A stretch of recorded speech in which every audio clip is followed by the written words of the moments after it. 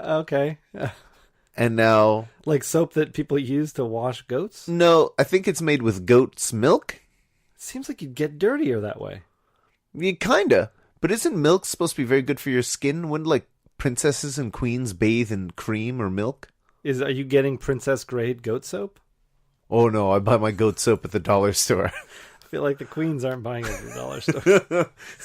So, I don't know. I use goat soap milk, and I think my skin is pretty soft. Okay.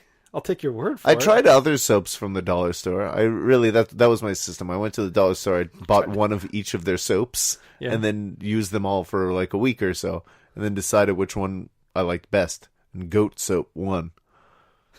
This is all soaps from the One of them store. was an olive oil soap. I thought that might be nice. I'm part Italian. I thought maybe my skin would love that. No, just soaking in the olive oil. You know, like a pickled eggplant or something. Yeah, you can cook with it, and you can clean your body with it. Turns out my body prefers the goat soap. Okay. So, your body might prefer soap that isn't from the aisle, right? Like the same place. You shouldn't ever buy your soap from the same place that sells a shrink-wrapped corn on the cob all year round. Oh, do they? Dollar store? You've never seen their shrink-wrapped corn on the cob? They Can't come in say I two. have. They come in twos, and they all look pristine, but they're also from the dollar store, and they're shrink-wrapped. Like the packaging, you could feel every kernel ridge. But you gotta boil it. But that's so strange. I'm a little baffled. Yeah, I don't want to think about it too much more, but I don't buy my soap from the dollar store. Anyway, goat soap on my body, goat's cheese in my belly, in your body, yeah, and lamb meat, which is, let's get real, it's all goat. So what? Lamb? Is a lamb not a goat? Lamb's a baby sheep or a goat? A goat is a goat. So what's a sheep? It's a grown-up lamb. It's all the same to me. A goat sheep goes like a lamb. Bah. Yeah, a lamb. What's a goat and sheep do? goes bah, and a goat screams. That is one type of goat. Goats also faint and climb trees. These are all different types of goats. Yeah, but goats have the difference. Can you not picture two of these distinct animals? Goats got horns? Goats got horns, yeah. And a goatee. Yeah, and they're dirtier. Are they? Depends on where they look live. Dirtier because like lambs and sheep are white and fluffy. You get wool off them. Well, You don't get a goat's. A goat doesn't give you a sweater. I guess. Okay, so the difference between sheep and goat is one's puffy? Sure, they might be the same underneath. Yeah. Who knows? Everyone's the same. Just a naked goat with naked sheep with horns. Just a bunch of muscle and milk. That's it. So dirty fur. The lamb patty was really pretty disappointing. It could have used some seasoning. It was pretty flavorless. It was very gray. It was like cooked right through. I wouldn't have minded a little pink. Because I imagine lamb is more like beef than pork or whatever. 110 years we've been doing this, and we still don't know the difference between a goat and a lamb. And now you're saying that the difference between lamb meat and beef is indistinguishable. Not indistinguishable, but it's not like pork and beef. Okay. It's closer to beef than pork. Okay. And pork is closer to human than chicken. But everything tastes like chicken. That's not true. Beef doesn't. Nor does salad. I think everything that you haven't eaten tastes like chicken. So if I had a bite of human, I would be like, "Oh, this does taste like chicken." How about you don't like many seafoods? Yeah. If you had a bite of lobster, do you think it would taste like chicken? Yeah, I do. Like really wet chicken. I assure you it does not. Okay. Well, I don't know. Next point. The goat cheese was really nice. The tomato chutney, nothing that special. The red onions, could have used more. The bun, kind of dense, kind of sweet. And was there anything else? Did you say lettuce? No. Maybe was there lettuce? There was lettuce. There was a bit of lettuce on. Negligible. Very. And the condiments? None. Just that tomato chutney, if you want to call it a condiment. Yeah, I don't. I'm sure you don't. I would have trouble removing it. There was also a special mayonnaise for fry dipping. Yeah. Hell if I know what kind. I I don't know, almost tasted a little Indian, a little spice to it, but not like the spice I'm used to. Not the spicy spice, but like Indian. Just spice. had a little zesty tang. Yeah. Don't know what. Kind of remind me of one of the ones we got at the Notre Boeuf de Grasse. No, that one was better. Oh yeah, I'd say better. But reminded me of it. All right, Matthew. While we were talking, eating our burgers, before we rate this burger, Yes. we were talking about how we're glad we're not kids now.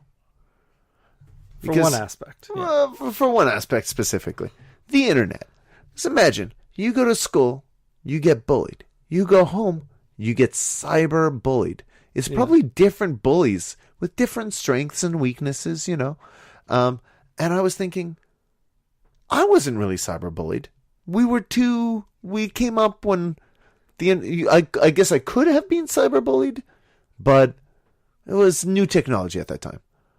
Bullies weren't making the most of social media. It didn't exist. No, this was before even MySpace. Yeah, we had messenger apps. MSN, yeah, Messenger. That basically, you could get mean emails and know who they were from. Yeah. But then that got me to thinking, what did people do before? Oh, wait, I cyberbullied someone before cyberbullying, effectively. Okay. And, you know, back in my day, how we did it was we put a stamp on it and put it in a mailbox.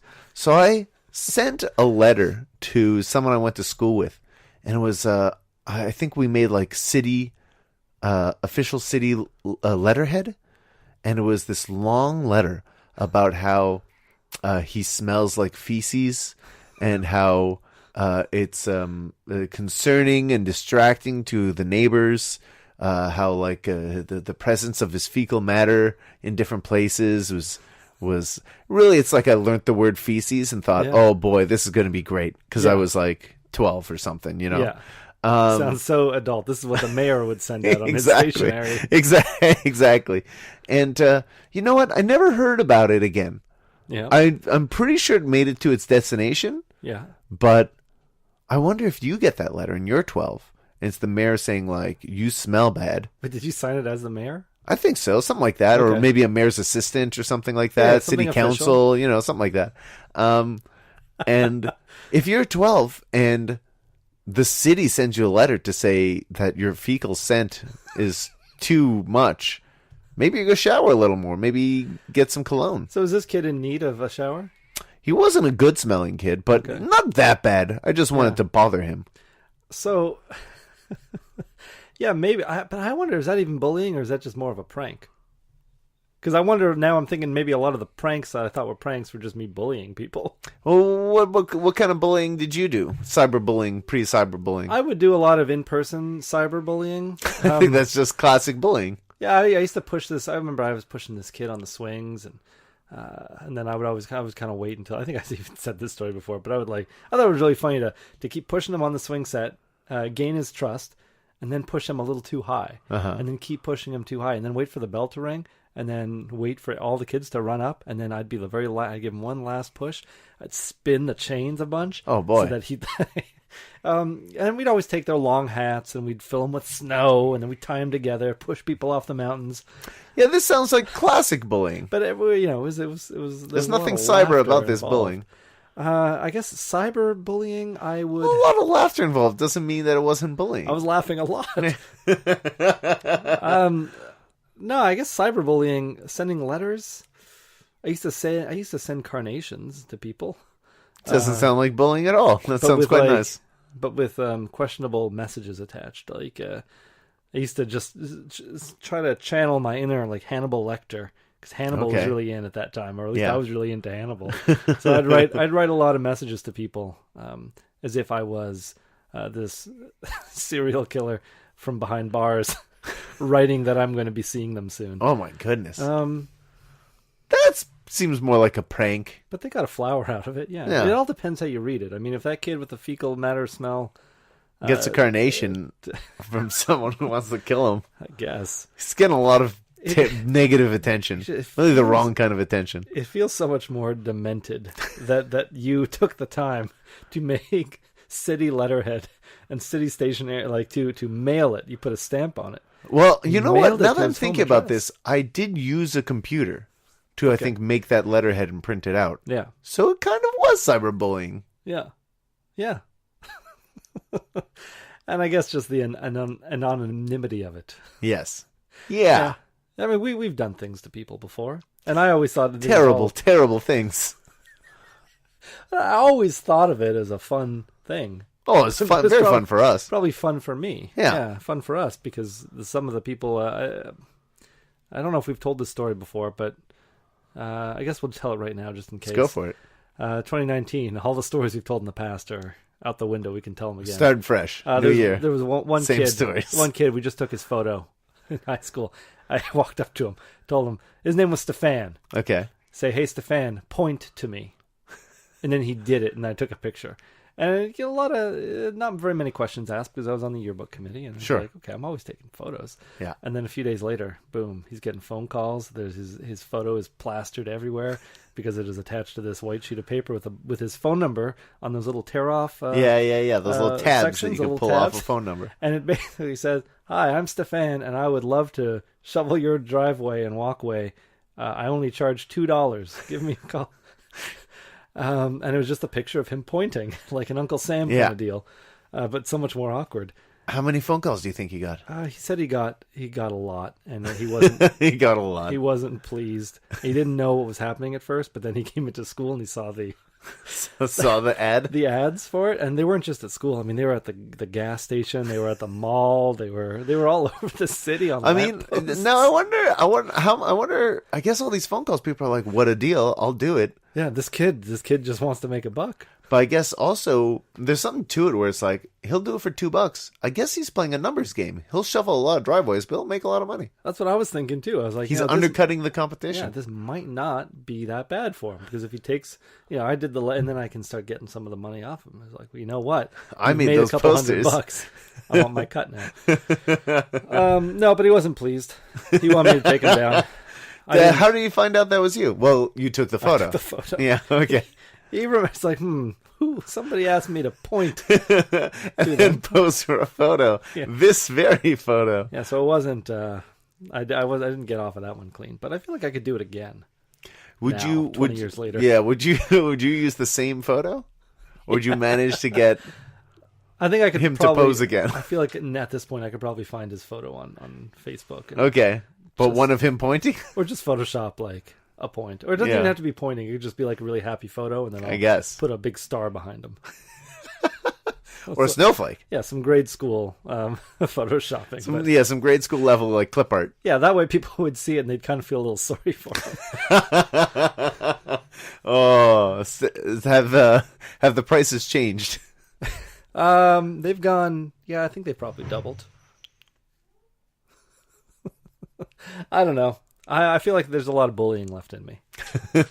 We just need to get to it. Matthew, before you get to bullying, let's get to rating these burgers. Wrap up this show. Yeah. First show of 2019. First burger of 2019. Matthew, I'm sure your score will not be the best score of 2019. I hope not. It's that would be sad, beginning. Yeah. But, yeah, for everything I said, I mean, it really tasted like it was kind of tasteless. Mm-hmm. I didn't enjoy anything about it, other than I was kind of hungry, but...